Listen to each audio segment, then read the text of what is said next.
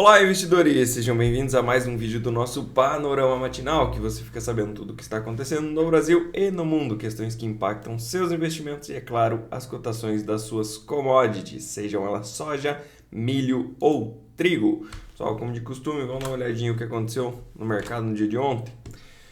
Mercado de óleo de soja teve uma movimentação, chegou a estar mais no positivo, mas acabou entregando aí ao longo do dia e fechou com uma leve alta de 0,35. Mercado que veio testar essa região de resistência aqui, né, na média de 20 e também essa marcação desses dois retângulos que a gente tinha aqui no passado, né, que foi fundo lá em fevereiro de 2024. O mercado testou lá e não conseguiu se manter acima desse patamar.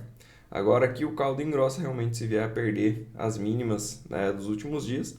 Isso pode sugerir até uma queda lá embaixo, na casa dos 39 dólares mais ou menos, tá?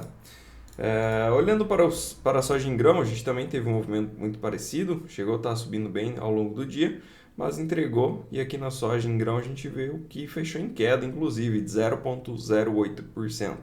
Queda tímida, mas ainda assim mostra que houve pressão vendedora aqui ao longo do dia, né? E hoje o mercado vem trabalhando com 0,06 de queda. A princípio, o mercado ainda encontra aí uma resistência boa nessa região dos 12 dólares, onde trabalhou bem, né, pessoal? A gente comentou bastante sobre ela, dos 11,80 até os 12, e a princípio agora tem essa inversão de polaridade, né? Se o mercado vier a cair, tem essa região aí como teste, né? No farelo também vimos queda ontem, farelo mesma coisa das demais, chegou a estar no campo positivo, mas entregou ao longo do dia e acabou fechando com 0,43% de queda. Tendência que ainda segue de alta no farelo de soja e a gente vê que hoje ele cai mais 0,27%. Trigo também, volatilidade grande ontem. A gente viu ele no positivo, refletindo algumas questões de Rússia também, com possibilidades de produção ainda menores do que eram faladas na semana passada, e acabou reagindo mais além com a questão da qualidade do trigo nos Estados Unidos, que vem sendo a melhor aí desde 2019. E hoje a gente vê esse mercado subindo 1,76%, tentando se equilibrar entre esses dois fundamentos, né? Segue em tendência de alta também, e lá em cima está a região onde ele pode vir a buscar, né, que a gente traçou faz bastante tempo. Para o milho americano, ontem queda também, então basicamente todas as commodities em queda lá em Chicago ontem, caiu 1,07%, não está conseguindo passar dessa região dos 4,71, tá, pessoal? Apesar disso, milho ainda segue em tendência de alta lá, e pode vir para novos testes, né? Conseguindo passar dessa região, a gente teria aí algumas ideias na casa dos 4,80 e posteriormente 4,90 e por aí vai, né? Aqui para cima a região fica realmente um pouco mais complexa para a evolução dos preços do milho na Bolsa de Chicago. Aqui no Brasil a gente teve encerramento do contrato de maio, encerrou a 58,82, média Exalc dos últimos 3 dias, lembrando que Exalc o indicador do milho físico, tá? Na região de Campinas, ele serve para liquidação do contrato na B3. Então 58,82 foi a liquidação desse contrato. A gente já pode tirar ele daqui. E o contrato posterior, que é o contrato de julho, fechou aí com uma alta de 0,18%, cotado a 60,07. Então uma diferença aí entre os dois contratos de quase R$2.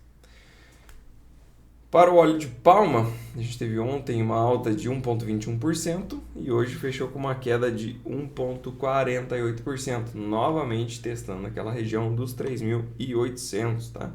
Região bem relevante. Vamos ver o que acontece aqui nos próximos capítulos, né? Petróleo ontem conseguiu fazer um movimento de alta, subiu 0,53% após ter trabalhado boa parte do dia em queda, inclusive uma queda bem expressiva. E hoje vem com 0,23% de queda, também se segurando em cima desse suporte aqui na casa dos 78,50. Minério de ferro ontem caiu 0,77% e hoje vem subindo 1,39%, também em tendência de alta. Dólar contra as principais moedas do mundo. Ontem, após a publicação da inflação ao consumidor, a gente teve aí o dólar desacelerando, caiu 0,7%, caiu forte contra as principais moedas e hoje vem recuperando um pouco, sobe 0,13%. Basicamente, a inflação ao consumidor ela veio um pouco mais branda, né, dando esperança aí ao mercado. A gente vê, inclusive, o S&P 500 renovou sua máxima histórica e renovou com força, tá? Subiu ontem 1,24%, máxima histórica. E temos aqui também para a Nasdaq, máxima histórica, assim como eu vinha comentando com vocês, né, desde aqui de baixo, tá, pessoal? Voltem os vídeos que vocês vão notar isso. A gente comentou desse primeiro alvo, no S&P 500 é a mesma coisa, até deixamos os demais traçados ali, né? Enfim, as duas renovaram máximas históricas e agora o céu é o limite, né? Aqui no Brasil, não fomos contagiados por esse movimento altista porque a gente tinha uma questão muito ímpar. Basicamente, o presidente da Petrobras pediu demissão, né? Pediu exoneração do seu cargo de forma antecipada. Então, Jean Paul Prats pede para sair da Petrobras e isso trouxe aí uma sensação muito ruim para os investidores, fazendo com que a ação da Petrobras caísse. E no seu pior momento chegou a estar batendo mais de 9% de queda.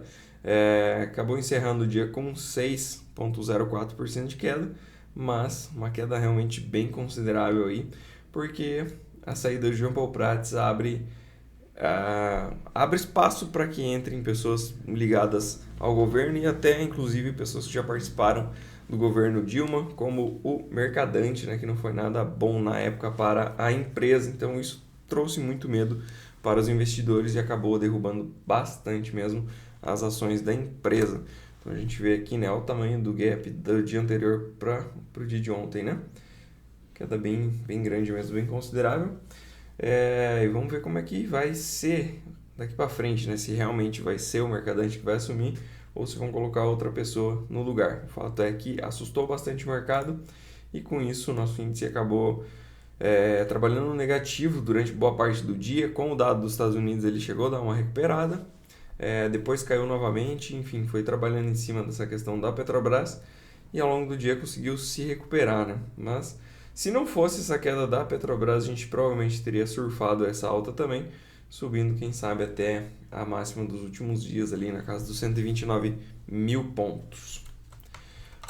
Hoje as bolsas estão da seguinte forma: a Ásia Pacífico mais positiva também, ainda refletindo esses dados mais positivos dos Estados Unidos. A gente vê que o destaque de alta fica para a bolsa da Austrália, que sobe 1,65%. Quem também sobe muito bem é a bolsa de Hong Kong, subindo 1,62%.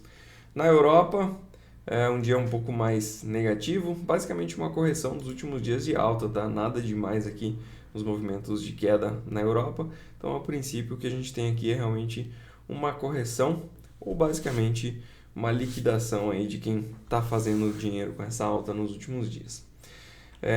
No S&P 500 futuro, a gente tem uma leve alta de 0,15% e Nasdaq também 0,15%, dando continuação a esse movimento de alta lá nos Estados Unidos.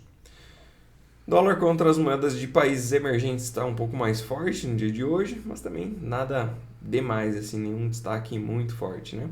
Leve alta aqui, isso pode mudar ao longo do dia também. Minério de ferro hoje sobe 2,56%, é bom para a Vale e o petróleo está estável.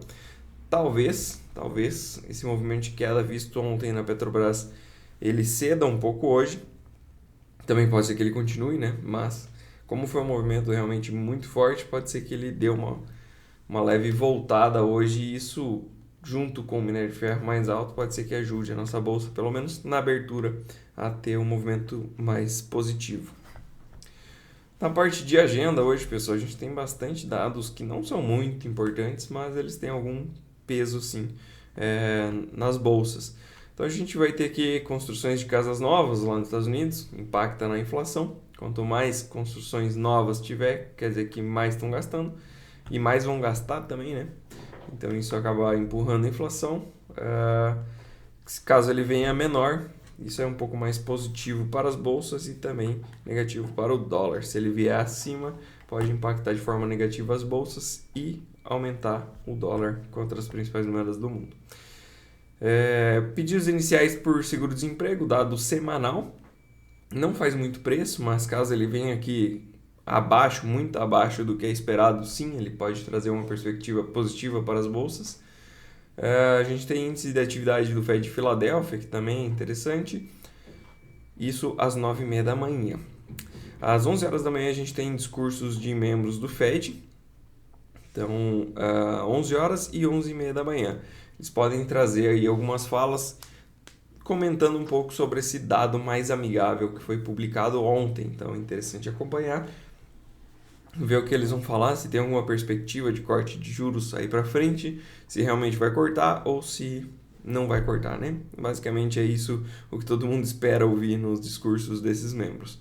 E meio-dia e meio a gente também tem mais um discurso de um membro do FONC, o Master, e 4h50 da tarde tem discurso do Bostic. Então, um dia recheado aí de falas, né? Basicamente são essas falas que podem trazer um pouco mais de volatilidade para o mercado.